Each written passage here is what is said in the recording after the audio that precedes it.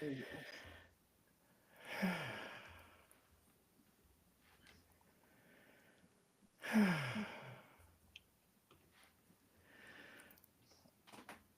Okay. All right. Are you ready? No, just give me 2 seconds to put it on my other show.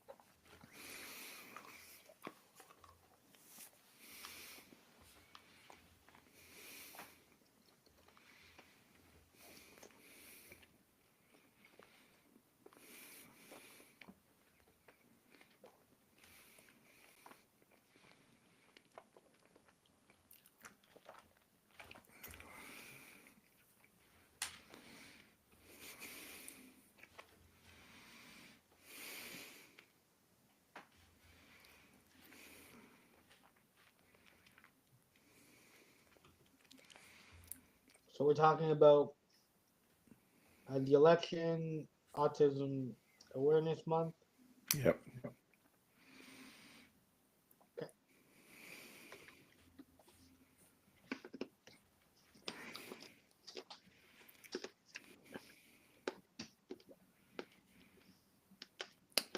Oh, let me grab a drink of water.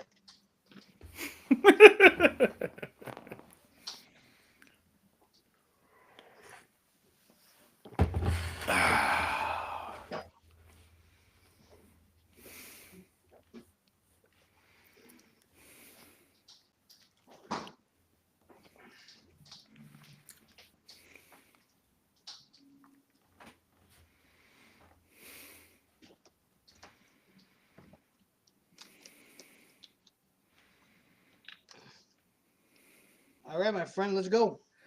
All right. I'm gonna hit live. You just wait till the music ends before we chat. There we go. So Mhm. hitting going live.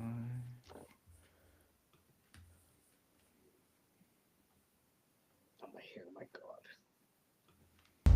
Together with friends along the way, united with strength to face the day.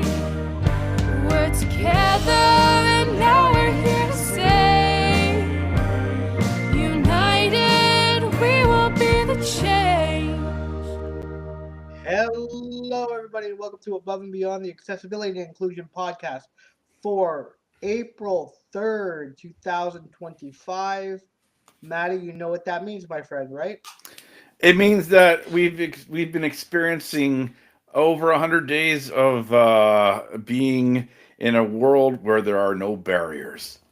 And only 1,734 days until January 1st, 2030.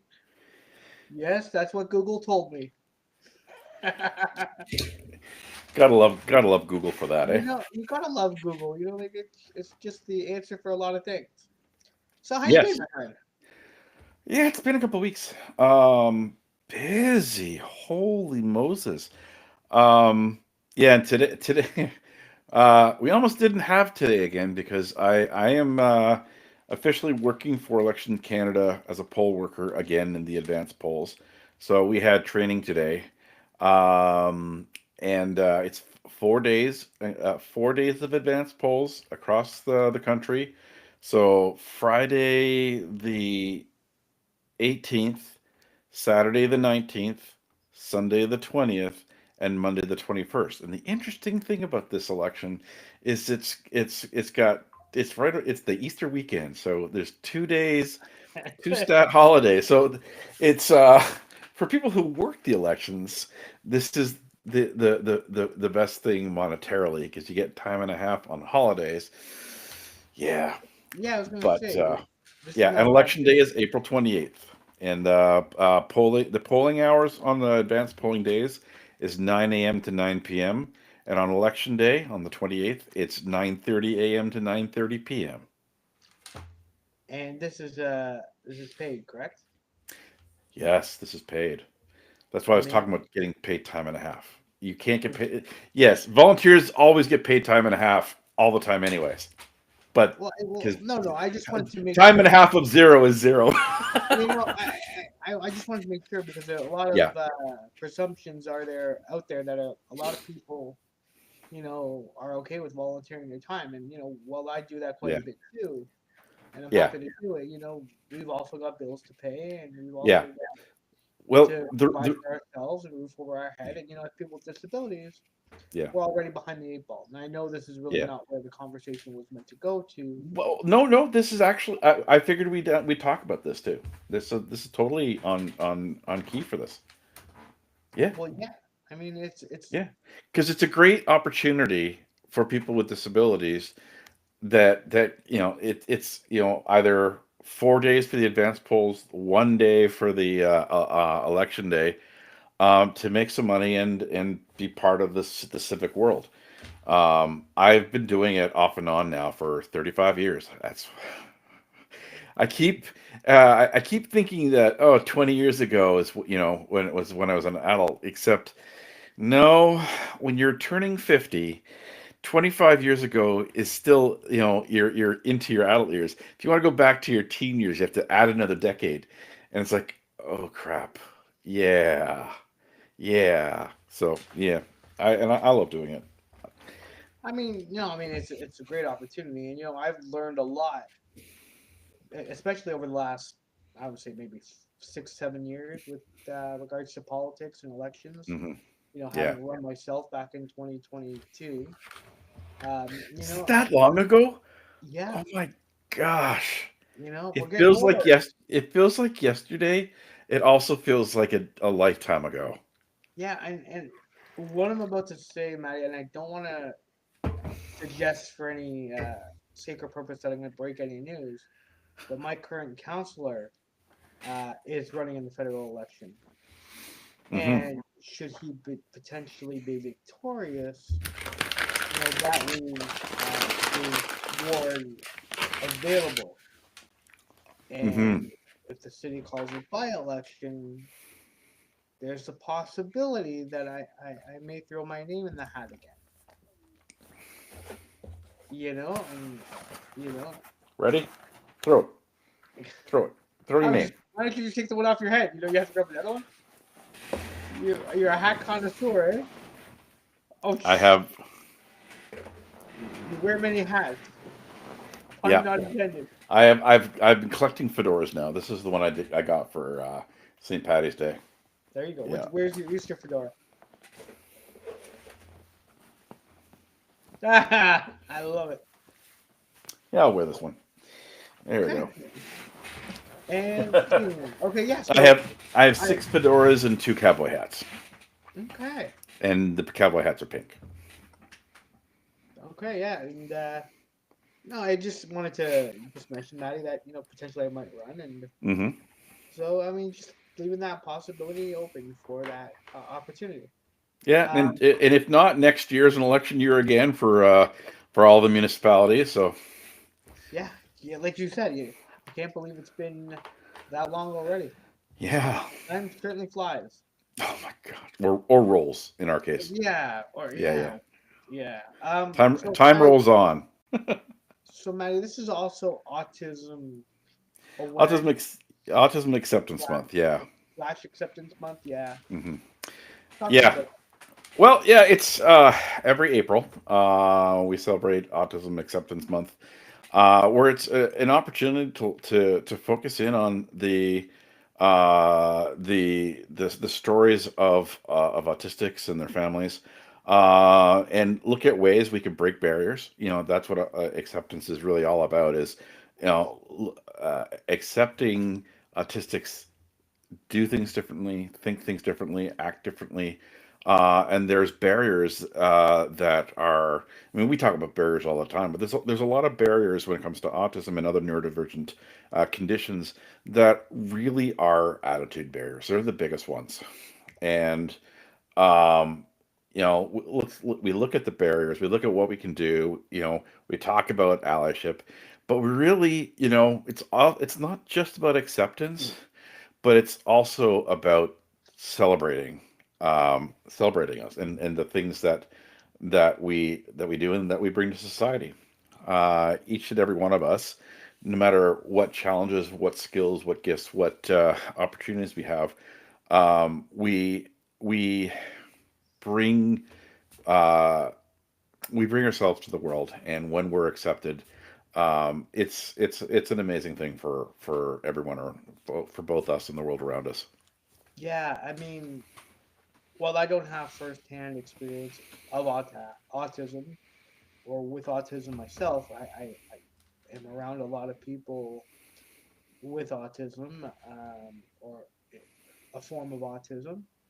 And I see that day in and day out, whether it's here with you, Maddie, having talking about it, or in my community, being part of community events.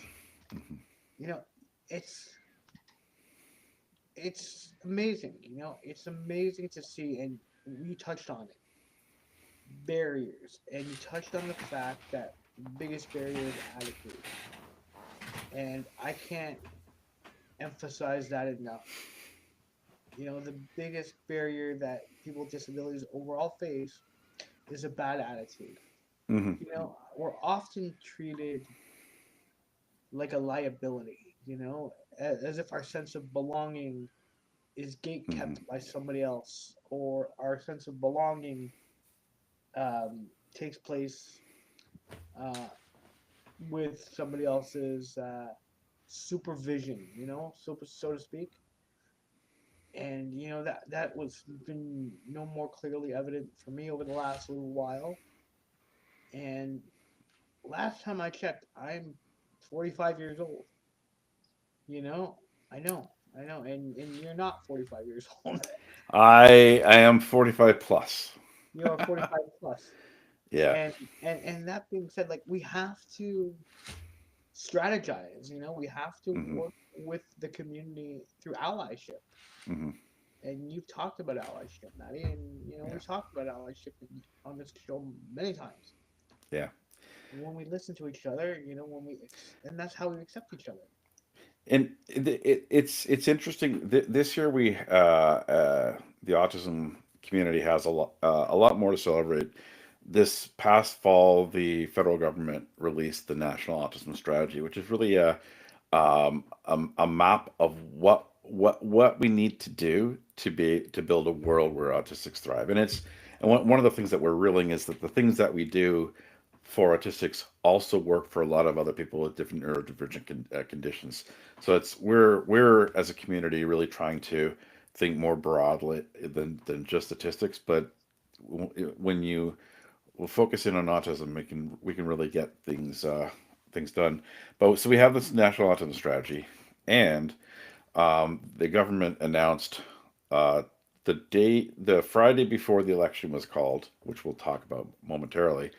They finally announced the funding of a national autism network, which is really a it's an independent nonprofit that's going to be facilitating the discussions and the prioritization of what the government needs to fund with the national autism strategy, the things that the government needs to do. And this is going to be led by autistics and family members. And we have an interim board of directors and an interim team that's going to be setting things up over the next few months. And I am the chair of that board. I don't know That's how you. something that I. I That's don't know if something those that. sound effects. I was gonna do like a yay sound effect. If you want to do a sound effect yourself, Maddie, by all means. Yahoo! Yeah, it's been something that we've been working on for a while. It's a government thing. Like government sort of dictate what it wants to do and how it wants to work. And so there's going to be more stuff coming out about that I'll be able to chat about in the months to come. But How do we? the key thing is this is being led with lived experience, led by lived experience, for people with lived experience. Like there's really meshing it in right from the roots and the structure of it. Lived experience is guiding this process. Which is incredible and it's Hmm. groundbreaking. Now, I guess just a few question and a few thoughts come to mind, Maddie. Hmm. How do we progress this movement? How do we ensure accountability and make sure that everything that goes on is proactively being policed to ensure that progress is made? Outside of what we're doing, or in specifically in our new venture. Everything, Yeah, so what we really need, and this is the thing that I've been bringing to the table with this, as I said, you do a lot of in the public things, your events here and there, you're all over the place. I do a lot of behind the scenes stuff where I'm really trying to work and the really trying to ensure that lived experience is part of the thinking of research, part of the thinking and developing programs, with policymakers and whatnot. And I have been seeing this grow. Um, so what we need are some of these shining lights that can demonstrate this is how we do it. This is how you bake lived experience at the beginning, in the middle, and the end of things. And um, like I'm hoping that our organization can be one of those guiding lights. Like it's going to be difficult and challenging because like this isn't the norm, right? We need it to be the norm, but Right. it isn't the norm. I can count probably on one hand the amount of organizations that are fully lived experienced, um, at the table, and not just like one person there. We need to we need to shine the light on these organizations and learn from them, and so that we can encourage other organizations, whether they're governmental, non-governmental, businesses. If we can show the way of how it works, um, I think that it's going to be something that my hope is 5 years from now, 10 years from now, it'll just be an assumption that this is how we do things. It won't be like we won't be. I really hope we're not talking in 10 years about really needing to get organizations to start thinking about it. I think this is something that I've noticed. Interesting story here. Um, I'm involved in several research projects, and one of them is funded by some agency of the government, and the intention is for these projects to be patient centered, or patient centered research studies. So in order to get funding, you need to have a patient council that's advising in on how things go. And we were back in Calgary. We had a conference back in November in Calgary, where we sort of got together, because it's a 4-year project, 5-year project, anyways. So every 18 months we're going to have this in-person thing where we sort of share information about stuff.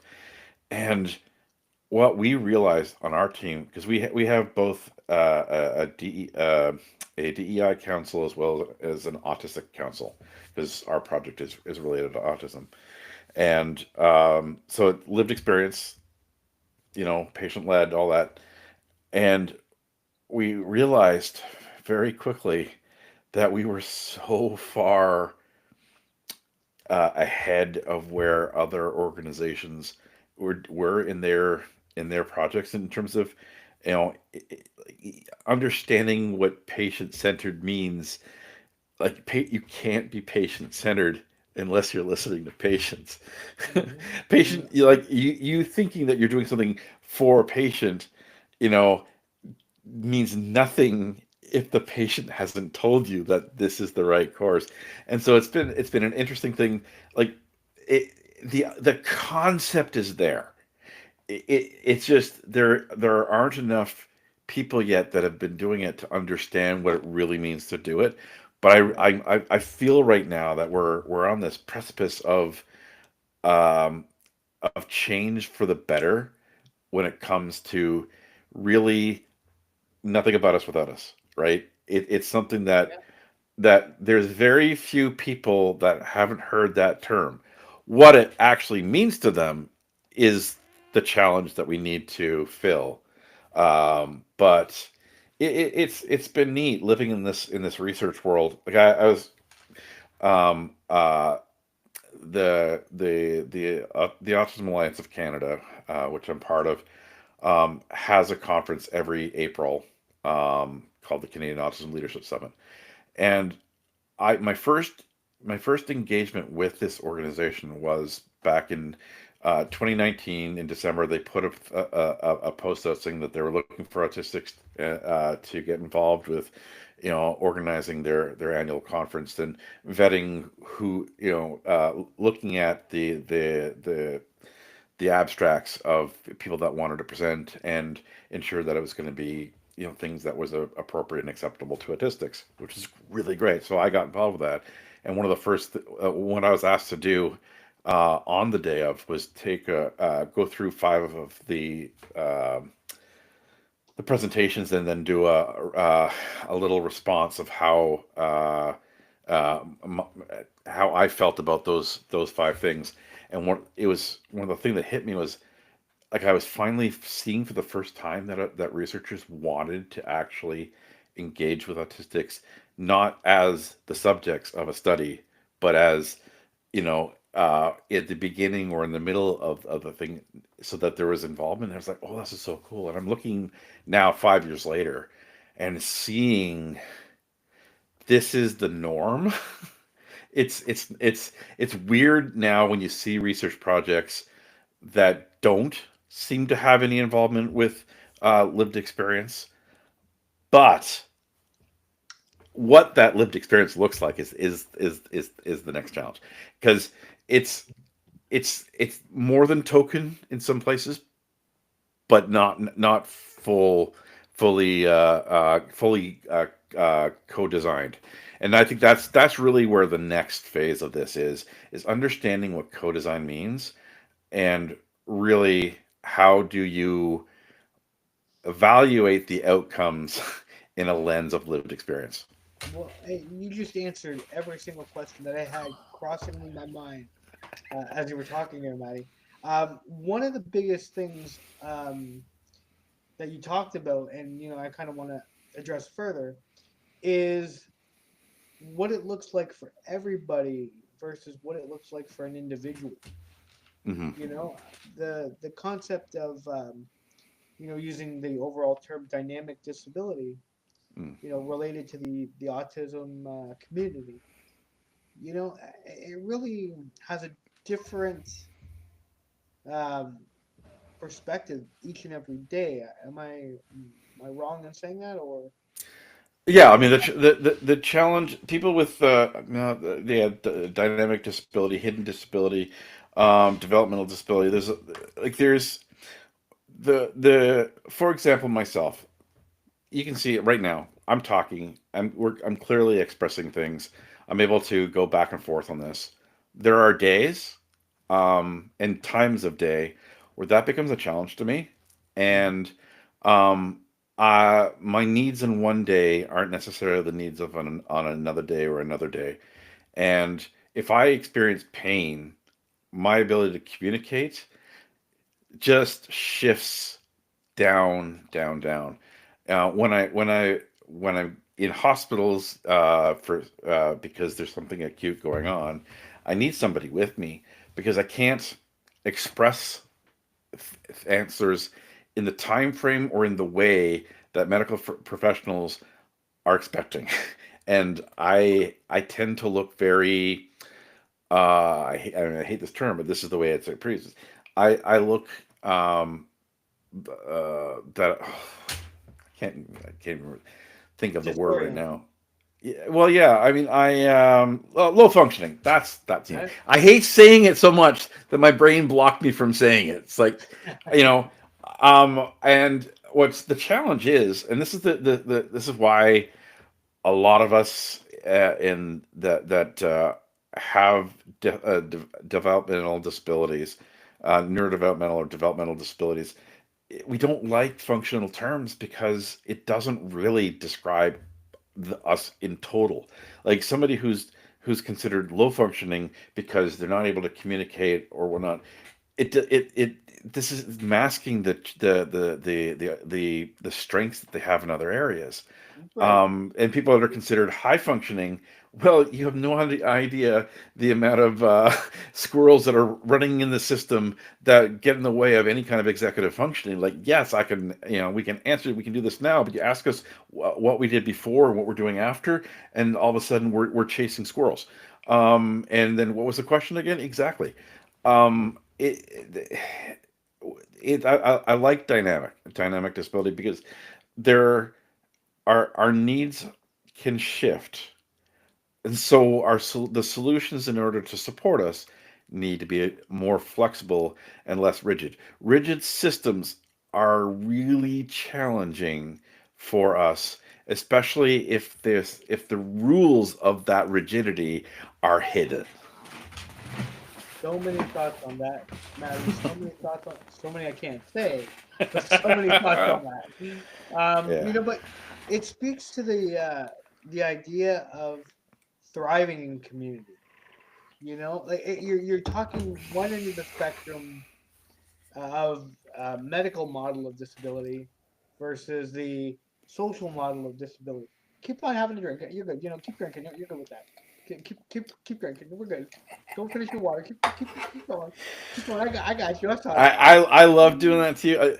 Okay, so on a completely rabbit note here, rabbit hole. You haven't seen my Red Blacks cup recently because my daughter used it to use for flowers a couple months ago, and it's like, "Grr." The flower is dead. I should probably You should know. take it now, but I'm like, oh, because every time I think of it, it's like, oh. Anyways, but I have your cup here, so I'm so disappointed. Not really. it's exactly. Uh-huh. Oh my gosh. Yeah, so just kind of going back to the conversation, Maddie, like when we talk about disability and when we talk about the ideologies of our lived experiences, Mhm. it often gets kind of undermined by different perspectives of individuals who seem to think that they know better. And I don't want to say this, but I really have no other way to say this. But there's an influx of ableism. Yeah, yeah, And there's so much, like visually, you and I, Maddie, I've got a blue shirt on, my hair slicked back, glasses. You've got a red hat on, pink. uh, pink It's hat. pink. It's pink. It's Okay, pink, and a pink pink shirt, shirt. pink shirt. That I can tell. But you don't see us in full form. We both use mobility devices to Hmm. navigate the community, and challenging as it may be, you can't see that when we're having this discussion. No. You don't see behind the scenes with the I don't want to say struggles, but you don't see behind the scenes uh, the challenges behind what we do. Yeah. And I feel like, oh gosh, I don't want to. I want to make sure I say this properly again. I've got so many thoughts in my head right now. Like I feel like disability uh, often doesn't get the notoriety nor the respect that it deserves. Yeah. If that Yeah. makes Yeah. any I mean, sense, Mario. I think that we are the intellectual understanding. No, the conceptual understanding of disability has become wider known. The Mhm. concept of accessibility and accommodations is more widely known. The reality of what it means is the part that is missing. When you are then faced with somebody who has an accessibility need, um, your personal experience of navigating that for somebody else or with somebody else or to somebody else is what's missing. It's increasing, but until you may understand and maybe have signed a petition somewhere saying that we need to build an accessible Ontario. But until somebody says, "Hey, I need you to do this for me," you don't actually understand it at all. Well, 100%, Matty. And let's kind of, you know, put a bow on this conversation about the accessibility framework and standpoint by just simply saying this: disability is never a choice. It was never my choice. It's never your choice, but it's a reality. Yeah. But you know, it is a choice: accessibility. And when you Hmm. choose to include, the collective prosper. And I feel Yeah. like I feel like we're we're we're pushing forward. We're pushing the Yeah. need for accessibility. And I saw a quote the other day, and I'm sure you've heard this quote as well. If I've got to beg and plead for an accessible washroom, how am I ever going to feel that I belong in society? Yeah, it's interesting you talk about that because so today, like, hey, we're in an election, federal election, which I talked about at the beginning. So I had my training today, at the returning office, in our local riding. It's a challenging building, for people in wheelchairs. Um, and there's a bunch of barriers that I hit that I needed, to get work through. There is one accessible washroom in the building, which is great, Up but the it's in the stairs. back. What's that? Up the stairs. Oh, we have an elevator. Oh, okay. The elevator room is a challenging thing too because it's normally locked, and they have it. They this for this election they have it the door to the, elevator room is propped open. So as long as the building's open, it'll be propped open, which is great because that was a big thing. They couldn't do that in the last election because it was winter and it was just there was a lot of problems having a winter election, and I really want to help advocate for a law that never allows that to happen again because it was bad for people that were. It wasn't. We were not as able to be included in the process, and that's just wrong.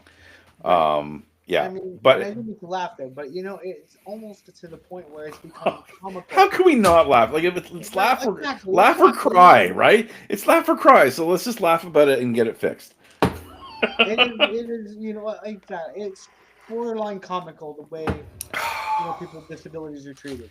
Yeah. Um, Well, so I went there, and they were able to figure out last election where there was an accessible washroom, which is in the back.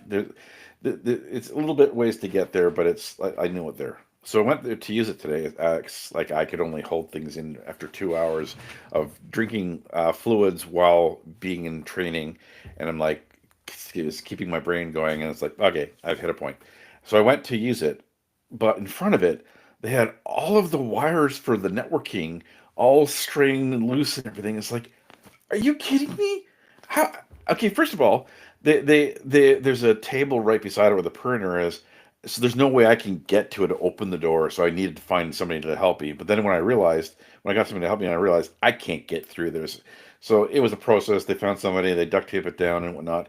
But yeah. Anyways, what it made me realize was, first of all, they forgot that it was the only accessible washroom because everybody told me, well, you can use this one here, and this was like, it's not accessible. We went through this last, like, 2 months ago. It's not accessible. It's like the people that don't need accessible washrooms have no idea what an accessible washroom is. Period. Right? Unless they're in the biz, they don't know how the whiz works. well, I like that. But what? You just an aha moment kind of just hit me as you were talking.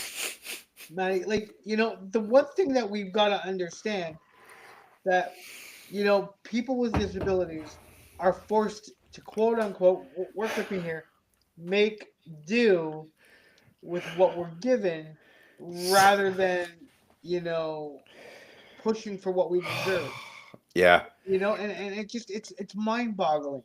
Yeah. And I Yeah. know, We have to not only make do, but we have to make do with what we've got. yeah, and if the do is not right, the doo is not good either. Anyway, Yeah. so I want to bring up a story uh, about paratransit in a respectful manner.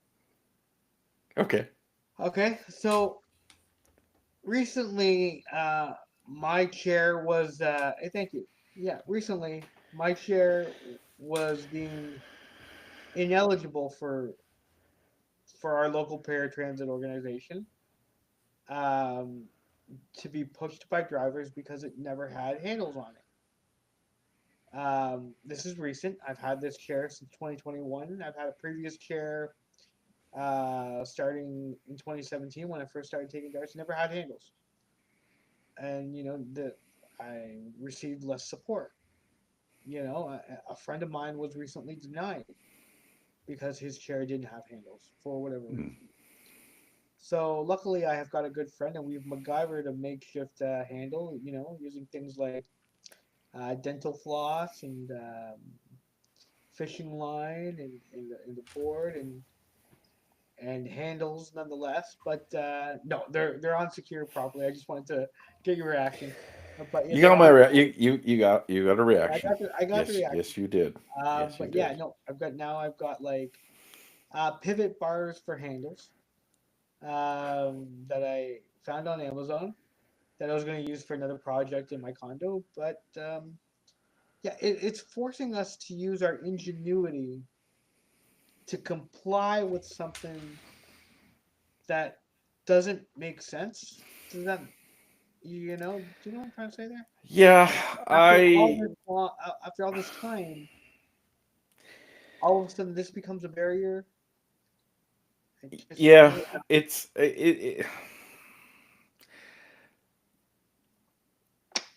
there are um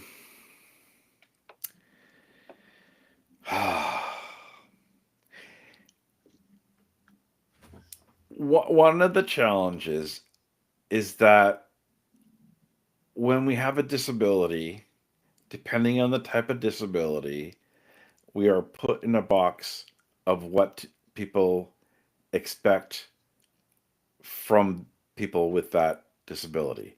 And if your way of handling your disability is anything different, it creates this negative feedback loop that 100%. the people and orgs can't seem to um, work around or accept. And it's it's just when we are fighting systems, Yeah. and we're also fighting the people that have found their place in the system, and systems work for them, but systems by their very nature don't work for those of us with exceptions and exceptionalities. And it's it is the biggest challenge that we face, Hmm. because whether it's you in the specific challenge that you've had, there are enough similar stories across this province that I know it is a wider system problem, right? And it's taking us a lot of time to undo and step around these broken processes, these broken systems. Um, and sometimes it just we have to sometimes we have to be activists and yell and scream and draw attention to it. And sometimes we got to be the advocates and find the right people in the system that can change the stupidity or allow an enhancement, a stretching, a shift in how the rules are applied. Because, like, if they don't work for one person, they probably don't work for others as well. Some people are squeakier wheels that need to get the grease, and some people just don't participate as much because they don't know or can't fight the system that they're struggling with. or don't have the Um, voice nor well, that's the what I like. That's it. Like yeah, it's yeah. Like some of us are willing to do the work and also willing to put our name, our face, our bodies out there, and some just can't. And I do a lot of the work that I do for the people that cannot do it. and I, I'm out. I'm an out and proud autistic. I'm an out and proud person with disabilities. I'm an out and proud person with a spinal cord injury. I mean, I am out there with the things that that I'm challenged with, that I'm born with, so that I can help those who cannot, will not, are afraid to um, be out because they, I mean, there's just so many different stories in life. I it's challenging. Being disabled is challenging because the world is not built for us. Obviously, we 100%. are disabled, Well, yeah, right? I mean, I talk to a lot of people in the community, where here in Hamilton, and I tell them a lot of things. Probably the one of the only things that I can't do for you is give you a standing ovation, even though I want to. But like, it speaks to the level of disability, Maddie. Like, oftentimes disability is put on a pedestal, and I want to make sure that I say this properly. That the level of disability it's judged, whether it be conscious with a conscious bias or an unconscious bias. That the level of disability is judged. Well, you don't have this level of disability, so you get this, and this, or Yeah, your level of disability. we're put into a box that doesn't fit us. No matter who you are, what you are, the box, the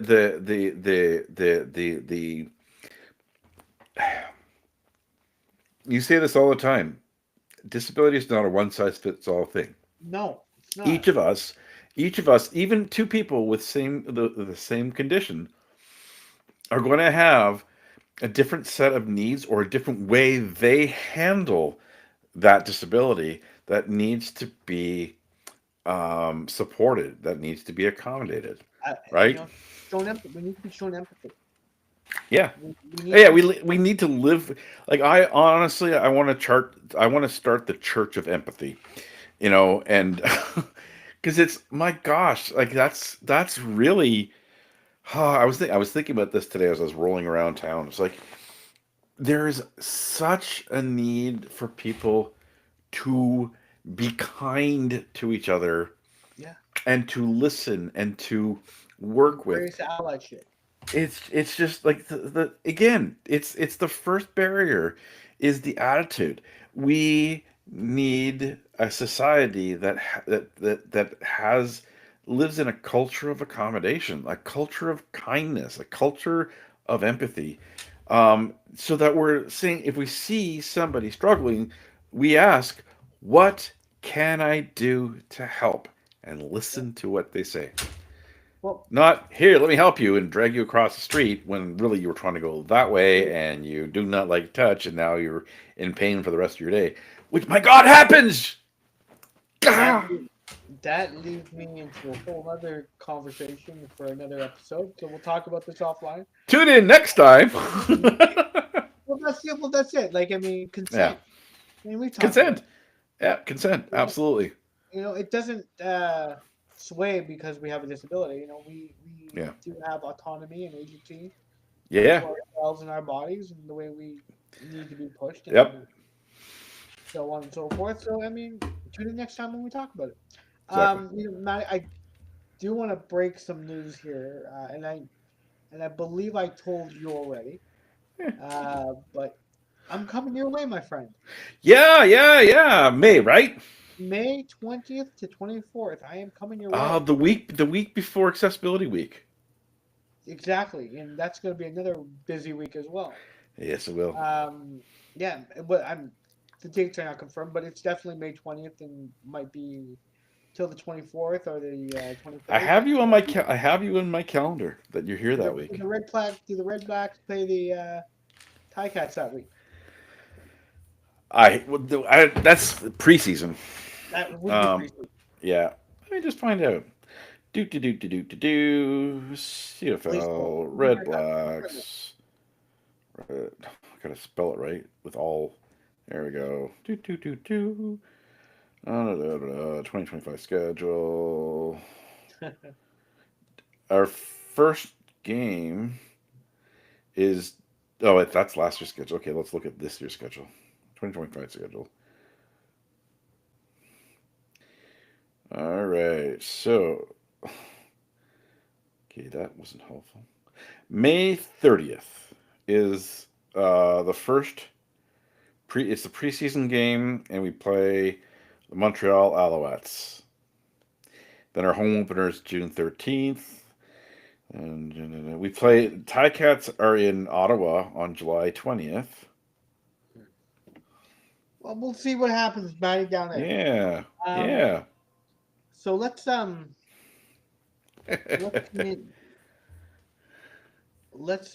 continue the conversation, Matty. And yeah, there's an Intelligent Transportation Systems Global Conference happening there that week that I've been asked to speak, and it's going to be an exciting week to be in our nation's capital and kind of take the advocacy work to the next level.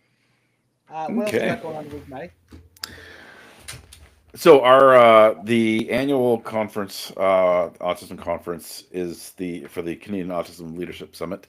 It's the Monday, Tuesday, Wednesday, last Monday and Tuesday, Wednesday of April in Ottawa. So I'm really getting busy for that. I'm actually speaking on one of the panels, and we're talking about research and whatnot. I'm talking about embedding lived experience in research.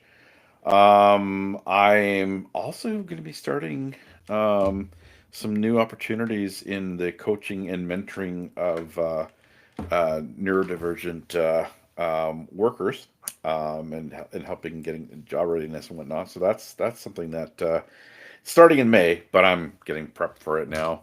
My gosh, just there's so many different things that are happening right now. April's the election is going to be a big thing for me. Yeah. But also so between the conference, this new National Autism Network, and the election, April's a busy month. It is a busy month. We've got the event happening for Autism Awareness Month here in Hamilton with the school, so that's happening April 29th. Maddie, this has been a great conversation. I appreciate it as always, and thank you for listening, joining, watching, and feel free to pardon me. Wow, feel free to catch us on social medias at Above and Beyond. Anthony Frazina on Facebook, at Maddie the Autistic Rambler on Facebook, at Matt J. Dever on Twitter. Yes, I'm still calling it Twitter. Twixt. I call it Twixter. At Above Beyond for you on X for me. Find us on social media. Our social medias are our handles. Thanks for listening, joining us. Again, feel free to leave a comment on our posts on our YouTube Live. Let us know what you think. Let us know what you want to hear about. Let us know what you want us to talk about. Maddie, this is great. Big thanks to Garrett Lajoie, Natanya Dahan, Nick Hurst, and Tyrell Crawford for our theme song. And thanks for listening and joining us. We'll see you next time. Together with friends along the way, united with strength to face the day. We're together and now we're here to say, united we will be the change. Okay, we have to stay on for one more minute, and then I end stream because there's a 1 minute delay. Well, yeah, I remember. Yep. And the reason I'm talking is because when I see myself talking, I can then end it. There you go. I love it. That was fun, All buddy. right. Yeah. What did you think of it? Oh, we talked about all the issues. We talked about everything. Yeah. You coaxed me into wanting to bring up transportation to a degree, but I didn't bring it up too much. Yeah. Just with the handles, because they're really trying to, and I didn't want to get into it because they're really trying to use the AODA, uh, to their advantage when they're using it as their own disadvantage, because they're implementing policies and barriers that are trying to prohibit me from taking their paratransit service. So Yeah. So your wheelchair didn't have handles on it? it had a long handle that was halfway down, that was hidden by my bag. Oh. So that wasn't okay with them. And so I just my buddy and I MacGyvered a piece of wood, put pivot handles on the ends of it that kind of swivel up and down, that kind of high. And yeah, we called it a day. Okay. I'm hope. No fishing line, no dental floss. I just wanted to do that for the effect. Oh, I know. Yeah, you certainly made me do a double take when you said that. Yep. It's like, Yep. oh my God. Yeah, I'm getting a new wheelchair sometime in April, and it'll actually have suspension in it because this one just kills me, especially uh going on the damn sidewalks in this town that are just so eroded. Every step's just off from the other. It's just ba-dum, ba-dum, ba-dum, ba-dang, ba-dum, ba-dum. Ugh. The guy who services this wheelchair is helping me find the next one. He says like they they really didn't get you a wheelchair designed on the way you use wheelchairs. No. They should never have given you a mid wheel. I had a rear one initially, and I complained in the first week I had. It's like I can't move around. I can't get in. I can't go in sand. Oh, you don't drive wheelchairs in sand, but I did. you know. Oh, it was like I loved it in general. It was much faster, it had a better range. It was pink, but it was also like if I was in it for a while, I would definitely be uncomfortable and whatnot. And I go everywhere. I he Yeah. said he said that for the amount of kilometers I had put on it was the highest he'd ever seen of somebody doing it in 3 years. So yeah, I did in 3 years what most people do in eight. But I go Well, everywhere. Like I'm, and when I first got the wheelchair was really at the beginning of COVID, well, no, a year into COVID. So like nobody was going around anywhere, but I still every day, I I spend about 3 hours going around because I needed to. I was either in my bed in a chair or in my wheelchair, but being a wheelchair made me feel alive. So I well, did. exactly. We should Yeah. have done March 1st, International Wheelchair Day. Yeah. But Anyways, but I now know. I now know. So no, exactly, yeah, and that's how you learn. Like, I mean, yeah, chairs, your body's evolved over the years too, and certain things that you may have thought of and you needed when you yeah, got the chair, and I'm getting a wheelchair next year too. Like, yeah. I know now what I need for my next chair. Absolutely. It's like things like that, and Yeah. like even with my power assist, like we've moved locations for our All Abilities All Stars. That's kind of close to me, so I'm just power assisting there and back. There But you I'm go. using the road a lot because our sidewalks Bye, are. girl. Have fun. Sorry, my daughter's just Bye. leaving. She can't hear But you because you're in my head. oh, sorry. Um, but yeah, no, like I mean, so, and even I have to go to Mohawk on Saturday, Hmm. so I'm gonna take my power assist there, and I'm just kind of like a little bit apprehensive about it, but I don't want to take darts. They're Yeah. trying to push me away from the system with um, by choice. Like they're trying to push me away.